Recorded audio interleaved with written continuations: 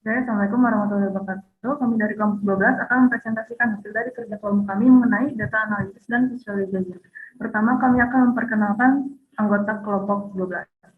Pertama, saya Sejaya Sarah dengan NIM 024. Yang kedua, ada Ignatius Adrian dengan NIM 027, Anwar Faudi 153, Ilmanur 096, dan Nur Aisyah 15 dengan NIM 159. Yang pertama adalah data description. Data ini mengenai nilai ekspor dan impor yang dipresentasikan dalam juta US dollar pada tahun 1970 sampai 2020.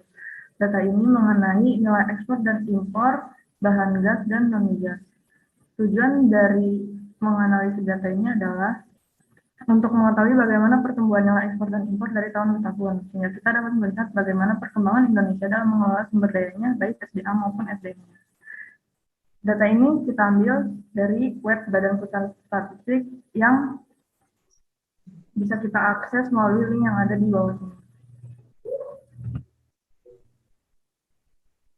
Kita juga dapat melihat ukuran dari file ini melalui aplikasi Excel. Di sini tertulis bahwa file ini berukuran 16,1 KB. Dan kita juga dapat melihat dimensi baris dan kolom melalui aplikasi Matplotlib. Di sini kita bisa melihat dimensinya yaitu 61 kali 7, yaitu 61 baris dan 7 kolom. Selanjutnya ada presentasi data karakteristik oleh Nur Aisyah. Baik, terima kasih. Selanjutnya di data karakteristik ini kita akan mengetahui mengenai banyaknya data, kemudian ada atribut apa saja, makna setiap atributnya, dan range datanya. Di sini banyak data yang kami peroleh yaitu sebanyak 367. Untuk atribut datanya ada tahun, ekspor non-migas, impor non-migas, ekspor migas, impor migas, jumlah ekspor, dan jumlah impor. Makna dari setiap atributnya untuk di kolom 1 ada tahun yang merupakan tipe data kategorikal nominal, sedangkan nilai pada data tahun merupakan tipe data kuantitatif continuous. Yang kedua di kolom 2 dan 3 itu ada data non-migas yang merupakan jenisnya kategorikal nominal, kemudian ekspor dan impor kategorikal binari, dan nilai pada data ekspor dan impor non-migas merupakan tipe data kuantitatif diskrit. Selanjutnya di kolom 4 dan 5 itu ada data migas yang merupakan kategorikal nominal, ekspor dan impor kategorikal binari, dan nilai pada data ekspor dan impor migas merupakan tipe data kuantitatif diskrit. Selanjutnya yaitu kolom 6 dan 7 itu ada data jumlah yang merupakan jenis data kategorikal nominal, ekspor dan impor kategorikal binari, dan nilai pada data jumlah ekspor dan impor adalah kuantitatif diskrit. Selanjutnya yaitu range data. Untuk mengetahui range data, kita bisa mengetahui dengan cara mencari nilai maksimum dan minimum dari setiap data dengan melakukan sortir. Untuk yang pertama, range data tahun itu antara 1970 sampai 2020. Yang kedua, ekspor non-migas itu mulai dari 565,96 sampai 162.019,6. Dan ketiga yaitu ada impor non-migas mulai dari 153,83 sampai 149.125,3. Yang selanjutnya yaitu ekspor migas 7.102,5 sampai 98.644,4. Yang selanjutnya yaitu data impor migas mulai dari 579,7 sampai 158.842,4. Yang keenam itu ada jumlah ekspor mulai dari 8.894,2 sampai 203.496,6. Dan yang terakhir yaitu ada jumlah impor mulai dari 66.230,3 sampai 191.690 dalam US dollar. Selanjutnya yaitu ada statistik data yang akan dijelaskan oleh Ignatius Adrian.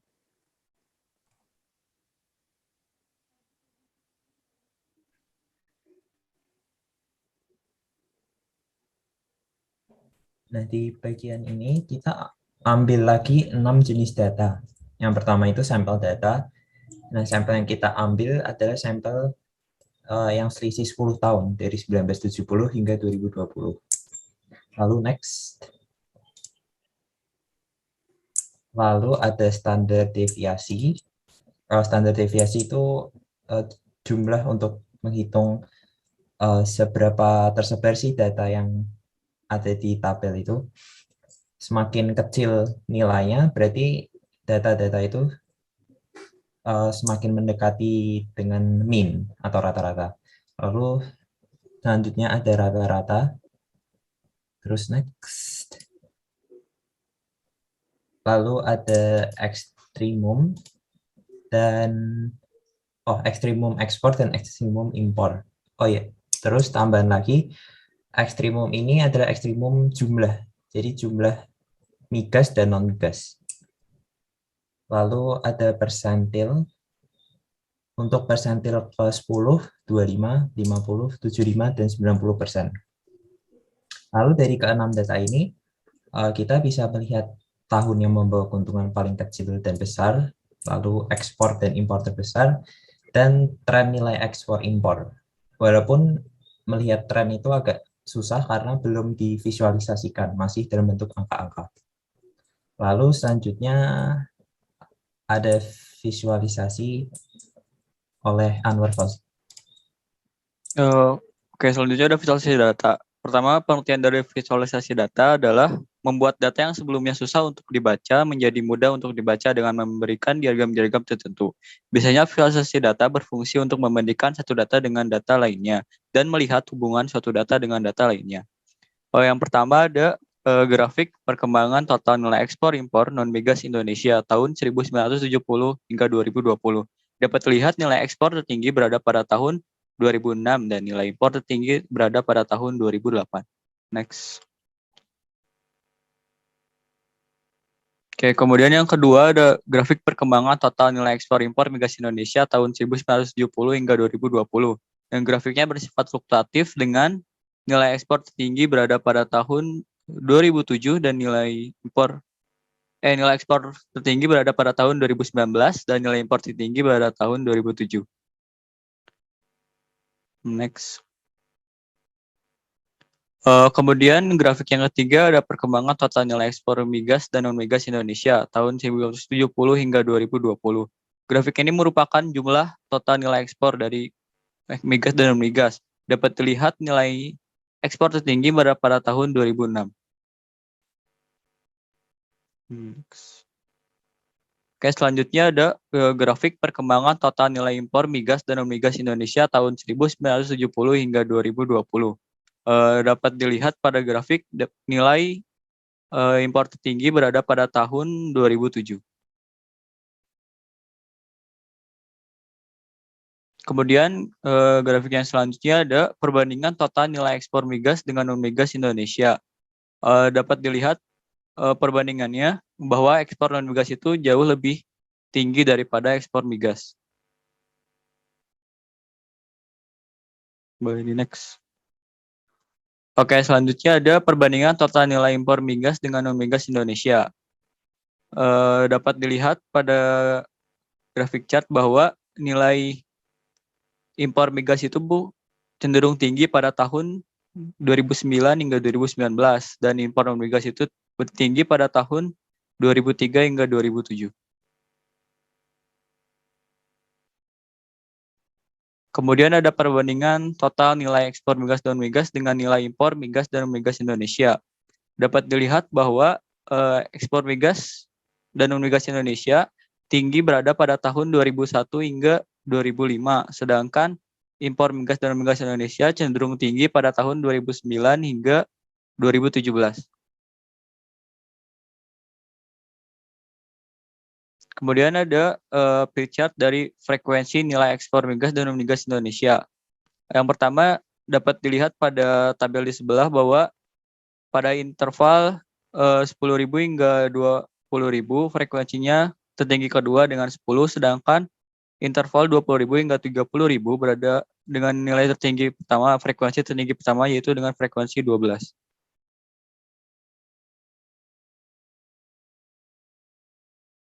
Kemudian ada frekuensi nilai impor migas dan non-migas Indonesia.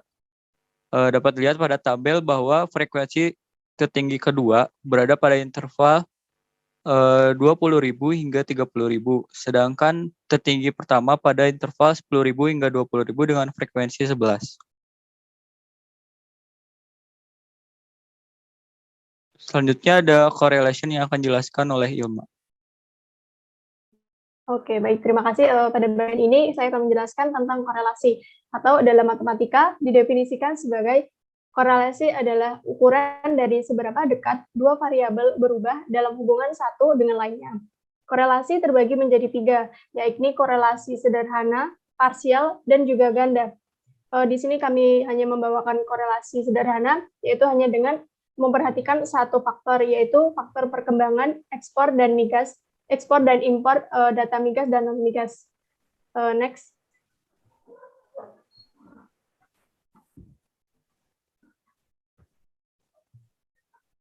Oke, dari kedua visualisasi tersebut dapat disimpulkan bahwa korelasi data ekspor impor migas dan non-migas adalah berbanding lurus, tidak sempurna.